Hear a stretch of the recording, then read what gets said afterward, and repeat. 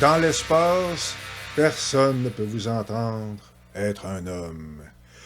Ça aurait bien pu être le slogan de notre film d'aujourd'hui. Pourquoi c'est bon? Ce film-là, c'est un de mes films préférés. Je l'ai vu des tonnes de fois. C'est Outland. Outland, Loin de la Terre, de 1981, de Peter Hyams, avec Sean Connery et un paquet de monde cool. C'est un excellent film. Je vais vous dire pourquoi, à mon avis, dans un instant. Je vais aussi vous dire, à mon avis, pourquoi, dans ma réflexion, pourquoi est-ce que ça pose une question intéressante au niveau de la différence entre la morale et la conscience individuelle. Intéressant, moi, je trouve. Mais avant d'aller dans tout ça, qu'est-ce que ça raconte? Ben, c'est un western dans l'espace. C'est apparemment une sorte de remake de High Noon, Le train sifflera trois fois, que j'ai pas vu, mais un grand classique du western. Ça raconte l'histoire d'un shérif qui est joué par Sean Connery, qui est vraiment excellent là-dedans. Et c'est le shérif d'une station minière, d'une mine autour d'une lune de Jupiter, la lune Io. Et les gens sont envoyés là pour 1 an ou 2 pour travailler dans des conditions extrêmement désagréables, mortelles à tous les points de vue possibles, dans des scaphandres énormes. S'il y a une déchirure dans leur scaphandre, ils meurent. S'ils ne mettent pas le scaphandre, ils explosent. C'est ce niveau-là d'intensité. Or, justement, quand notre film commence, il y a une série de mondes qui se mettent pour aucune raison à paniquer, puis à enlever leur costume, puis à mourir asphyxiés ou à exploser, puis c'est très grotesque, etc. Puis des fois en disant qu'ils voient des bébites, ou des fois juste en souriant, puis en chantant, puis la joie dans le cœur, puis là, ils explosent.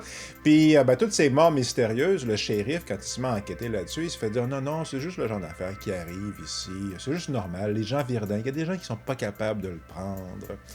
Mais bien vite, ce dont il se rend compte, c'est qu'ils sont sur les amphétamines, puis un type d'amphétamine bien particulier qui rend complètement dingue. Puis, ça prend pas beaucoup de temps avant qu'ils se rendent compte qu'il y a un complot autour de ça. Puis, quand il réalise ça, il se rend compte qu'il est ben mal pris. Ben tout seul, puis ben mal pris. Puis là, il doit choisir, est-ce que il fait de quoi ou il fait rien? Est-ce qu'il laisse passer ou il suit sa conscience, finalement?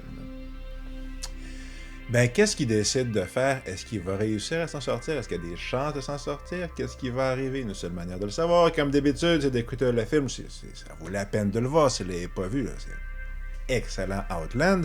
Ben, justement, sans plus tarder, pourquoi c'est bon?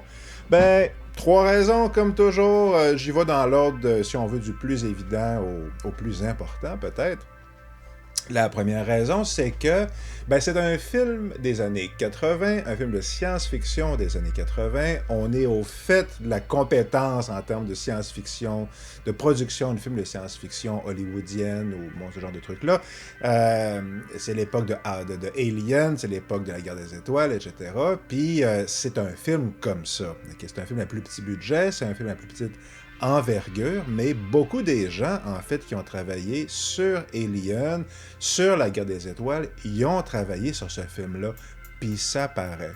Les costumes, par exemple, c'est, je crois, John Mollo qui a travaillé là-dessus. Ben, John Mollo, Dark Vador, là, c'est lui, ça. Le gars qui a conçu la conception finale de Dark Vador, c'est John Mollo. C'est le gars qui a fait nos costumes là, dans les uniformes militaires de l'Empire, etc. C'est ce gars-là. Okay? Puis aussi les costumes de l'équipage du Nostromo dans Alien. Quand tu regardes ces films-là, tu te dis que les costumes sont donc bien cool. Ben, c'est à cause de lui. Puis c'est lui qui les a fait là-dedans. Ça fait que c'est cool. Puis les décors, c'est la même affaire. Le décor, le gars s'appelle Malcolm Williamson, je pense. Son autre gros crédit de science-fiction, c'est Event Horizon, qui a fait plus tard. C'est pas le même gars qu'Alien, mais ça a ce genre de cachet-là. En plus de ça, t'as la musique de Jerry Goldsmith, un des grands compositeurs de films qui fait un super bon boulot là-dedans. La musique est super bonne. Puis on a une réalisation de Peter Hyams, qui est un habitué de la science-fiction. Il a fait Capricorn One, il a fait celui-là. Il a fait 2010 plus tard, Time Cop avec Van Damme, puis il a fait un Schwarzenegger aussi. C'est super bon. Les comédiens, c'est mon deuxième point, ma deuxième qualité. Les personnages et les comédiens, en fait, sont super excellents. Donc, on a comme distribution, on a Sean Connery qui joue le shérif. Il est né pour jouer ce rôle-là, à beaucoup de points de vue. Le côté vraiment mâle alpha à son affaire, là, le côté très grandé, là, le James Bond mature, là, le James Bond avec les cheveux gris, là. Sean Connery, il est très, très, très, très cool. Puis, il est particulièrement cool parce qu'il joue un personnage qui n'a pas confiance en lui. C'est un peu beaucoup l'histoire, le film, de comment il en vient, en vérité, à retrouver, à découvrir sa confiance en lui. Il la découvre, justement, j'y reviendrai tantôt, en étant confronté à sa propre conscience, puis en étant mis dans une situation où il doit décider s'il écoute ou pas sa conscience. Puis Sean Connery, dans ce rôle-là, il est excellent. C'est, à mon avis, dans les meilleurs rôles qu'il a joué. D'après moi. Puis, il est accompagné là-dedans par du monde qu'on est tout le temps content de voir. Par exemple, Peter Boyle, qui fait le chef de la compagnie. L'employé, le directeur, son patron. Peter Boyle, il a joué entre autres dans Young Frankenstein. C'est lui qui faisait le monstre, là. Il a joué dans un paquet de films. Il est hyper, hyper cool. Il est capable d'être à la fois hyper attachant, sympathique et menaçant à la fois. C'est pas dans les premiers noms qui nous viennent en tête aujourd'hui quand on pense aux grands acteurs des années 70, mais c'en est un. Il est vraiment excellent. Puis, un autre personnage, une autre actrice, dans ce cas-ci, qu'on voit dans le film, c'est Frances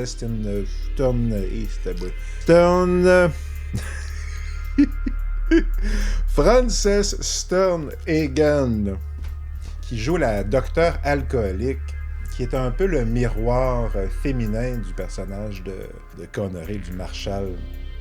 Puis elle est extrêmement antipathique. Elle joue un peu le rôle du coryphée, là, le rôle du cœur grec, essentiellement. Là.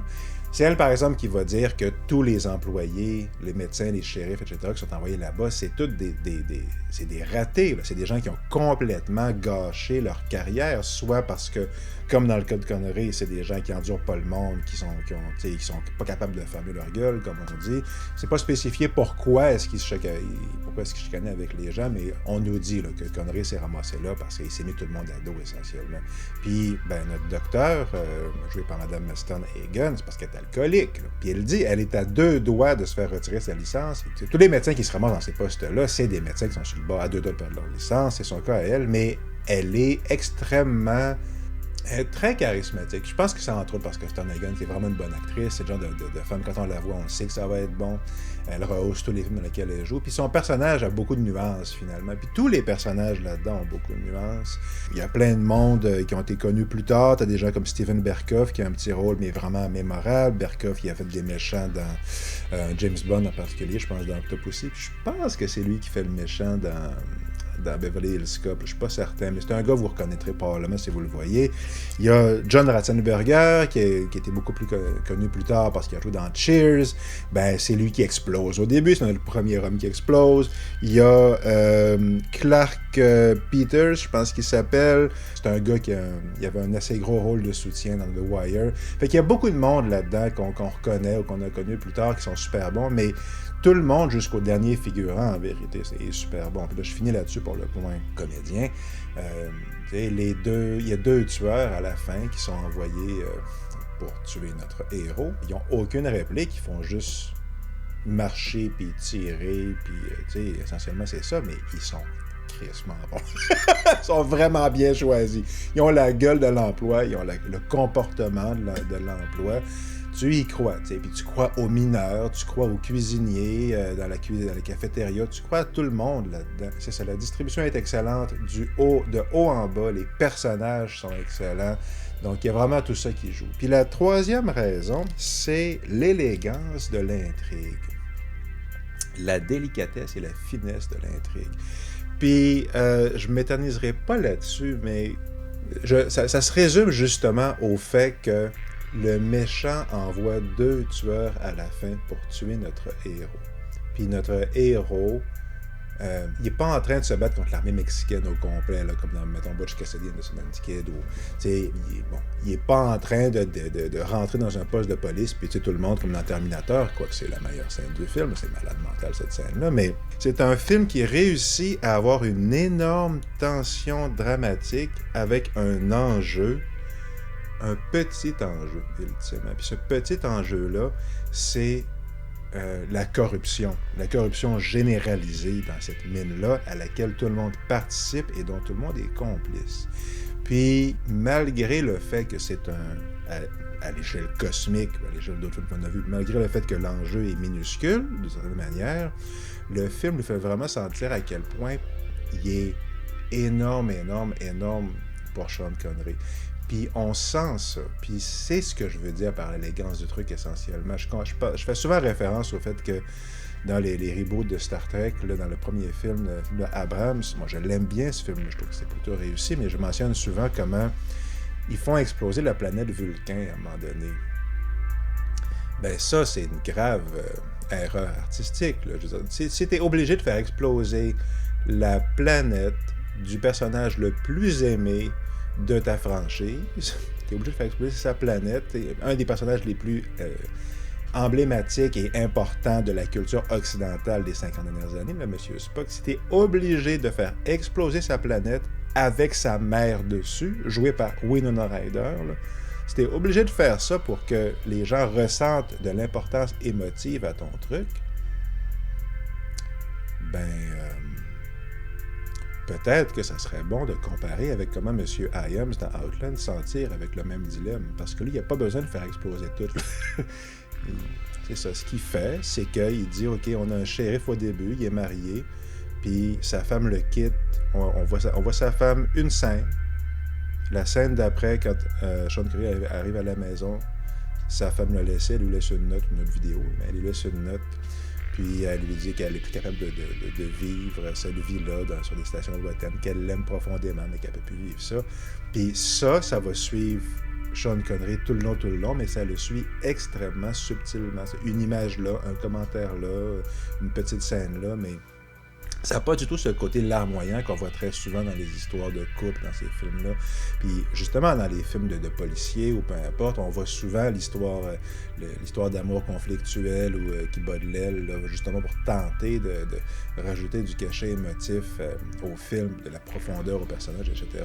C'est hyper fréquent comme processus, mais c'est généralement pas bon. C'est généralement grossier et caricatural comme procédé, mais là-dedans, c'est très bien réussi. Puis c'est rempli d'un bord à l'autre, d'un bout à l'autre du film, de ce genre d'attention aux détails-là, de finesse, de construction, des dialogues qui sont excellents. C'est bien pensé, c'est intelligent, il y a une économie de moyens, c'est ça que je dirais. Il y a une énorme économie de moyens, très peu de moyens, très bien choisis, très peu de moyens dramatiques, très bien choisis, très bien placés, avec extrêmement bon goût, beaucoup de jugement, beaucoup de sensibilité artistique, limité par choix. Cette palette limitée, mais choisie avec intention, ben c'est justement cette économie donc de moyens, et 1000 fois plus efficace que 95% des films on pourrait le comparer là, au niveau de la production. Vous voyez ce que je veux dire? C'est ça. Petit moyen, grand résultat. Bravo, M. Hyams, qui a aussi signé le scénario. Donc, c'est vraiment sa vision. Il y a une scène aux 2/3 du film.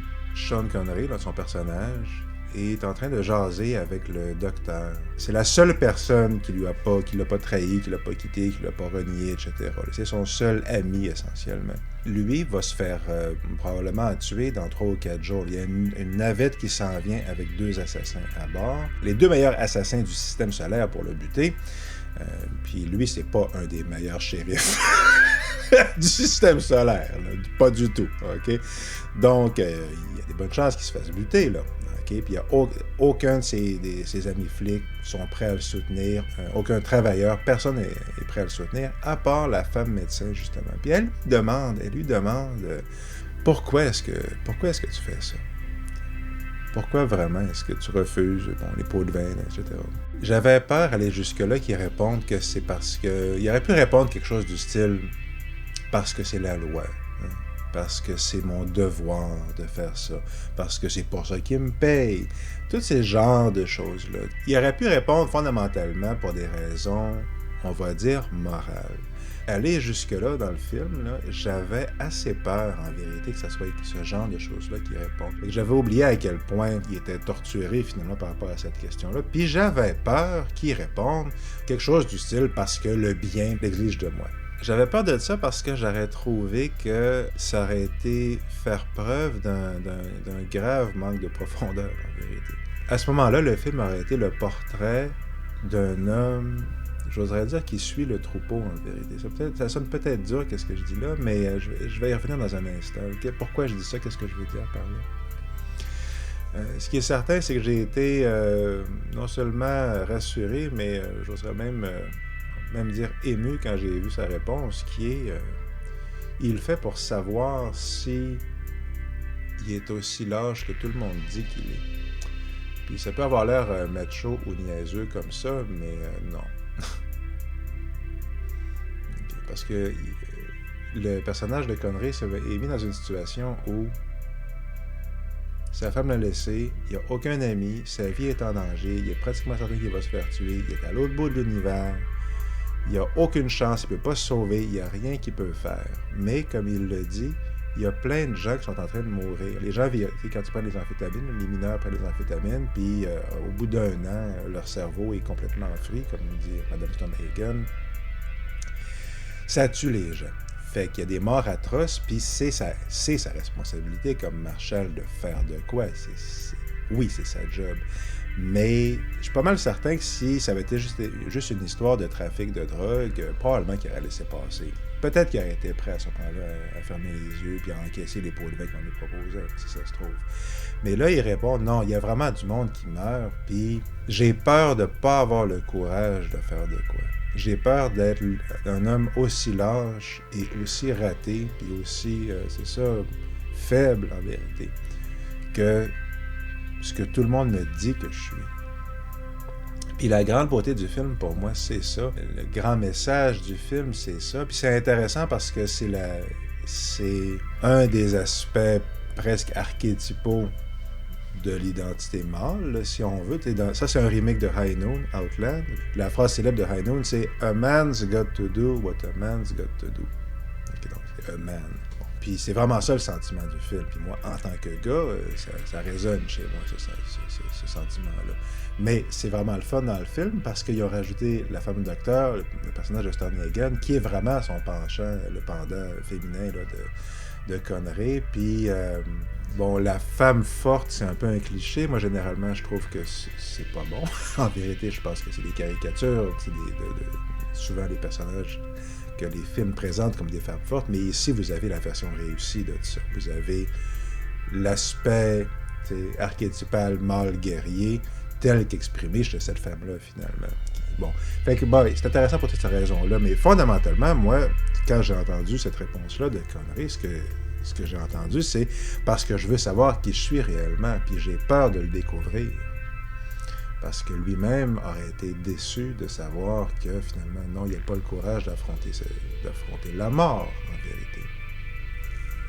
Pour une question de ses propres principes. Pourquoi je fais la distinction entre la morale et la conscience, puis pourquoi est-ce que je pense que c'est important? On sait que c'est un cas de conscience, ce que Connery vit, parce que c'est quelque chose que lui observe, qui le dérange à l'intérieur, et que son instinct est de faire de quoi, et que suivre son instinct est dangereux, inconfortable, qu'il va le faire avec aucune aide et aucun soutien, quoi qu'il y a la femme docteur qui l'aide à un moment donné, mais ça, il ne le sait pas, qu'il risque de perdre sa famille, okay, de perdre sa vie, de mourir d'une manière où est-ce que personne va chanter ses louanges après. Là. Tout le monde va dire que c'est de sa faute et qu'il était corrompu. Si ça se trouve, ils vont mettre ça sur son dos. Là. Il n'en retire absolument rien d'écouter sa conscience. Et pourtant, il le fait. Puis ce qu'il cherche à savoir, c'est est-il le genre d'homme qui le fait, qui écoute sa conscience? Un choix moral, écouter la morale, a jamais ces qualités-là, d'après moi. Je pense que, moi, la distinction que je fais, justement, elle est là, entre morale et conscience. c'est facile d'écouter la morale, parce que la morale, c'est ce que tout le monde te dit qui est bien ou mal. C'est une grosse partie de comment on est élevé, socialement et culturellement. Une grosse partie, c'est l'apprentissage de la morale, n'est-ce pas? L'apprentissage de ce qui est considéré comme le bien, puis considéré comme le mal. Puis, bon, évidemment, il y a tout un aspect de morale sexuelle, de ci, puis de ça, puis ça change selon les époques, bon. Mais, tu sais, faut pas mentir, faut pas voler, faut pas faire ci, faut pas faire ça, etc. T'sais, faut pas coucher avec la blonde de ton chum. Tu sais, ce genre de trucs-là. Puis, ben, tout ça est bel et bon, mais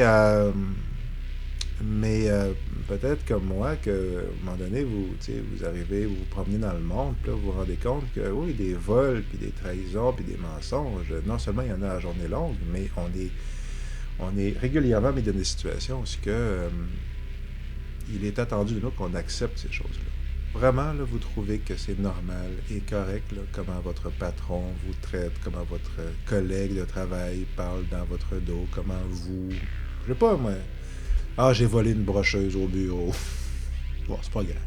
Ah, j'ai volé telle affaire. Bon, c'est pas grave. Quand c'est niaiseux, hein, mais moi, je me connecte en ligne, puis là, je télécharge un truc, puis là, ils me disent je coche la case, je confirme que j'ai lu les conditions d'utilisation. Je déclare solennellement que j'ai lu les conditions d'utilisation. Ben, moi, j'ai lu les trucs interminables. Et j'ai lu parce que, à un moment donné, je me suis rendu compte que je les lisais pas.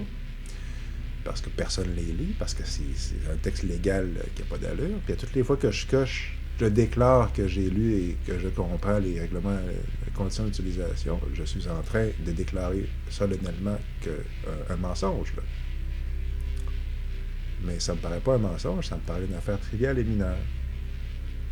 C'est pas grave de mentir. Pas grave, c'est juste une petite affaire. Puis des petites affaires comme ça, combien est-ce qu'il y en a dans une journée? Puis combien est-ce qu'il y en a qui sont pas si petits que ça, finalement? Puis quand vous en parlez à vos copains, combien est-ce qu'il y en a qui vous applaudissent? Puis combien est-ce qu'il y en a qui vous disent non, non. Arrête de le plaindre. Regarde ailleurs, ferme les yeux, arrête de chialer, t'es donc bien fatigant.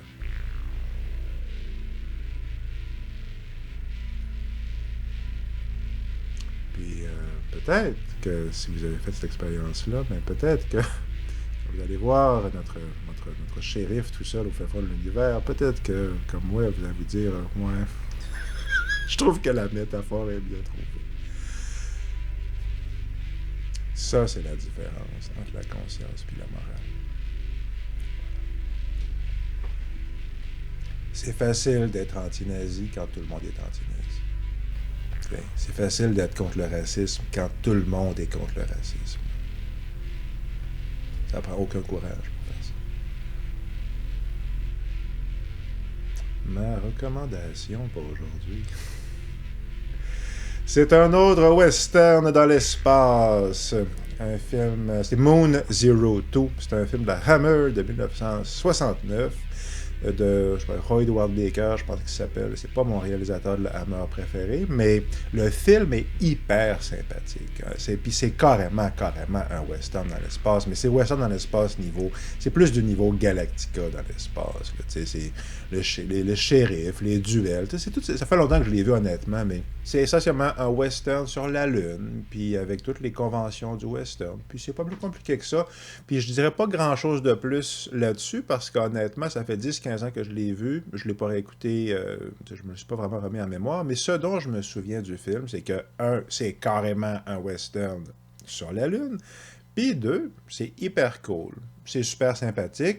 Ça cherche pas midi à 14h, mais ça a l'extrême compétence de... Je parlais de compétence au début de la vidéo, des films de la Hammer. Ça a le charme des films de la Hammer. Fait que, en vérité, c'est ça que c'est. C'est un western de l'espace réalisé par les studios Hammer. Fait que, si vous êtes comme moi, il ne vous en faut pas plus pour vous convaincre d'écouter Moon Zero 2 ou de le réécouter. Ceci dit, voilà. Si vous avez le choix entre écouter Moon Zero 2 ou Outland, ben, ça dépend comment vous filez, mais honnêtement, moi, j'écouterais les deux. Je me ferais carrément un programme double.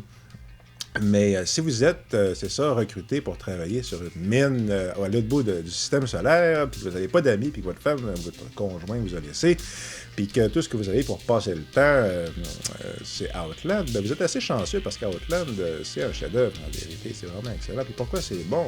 Parce que tout est bon, puis en vérité, c'est probablement un des meilleurs, de loin, un des meilleurs films de science-fiction des années 80, probablement la quintessence. Voilà, osons le mot. Parce que c'est la quintessence du film de science-fiction des années 80.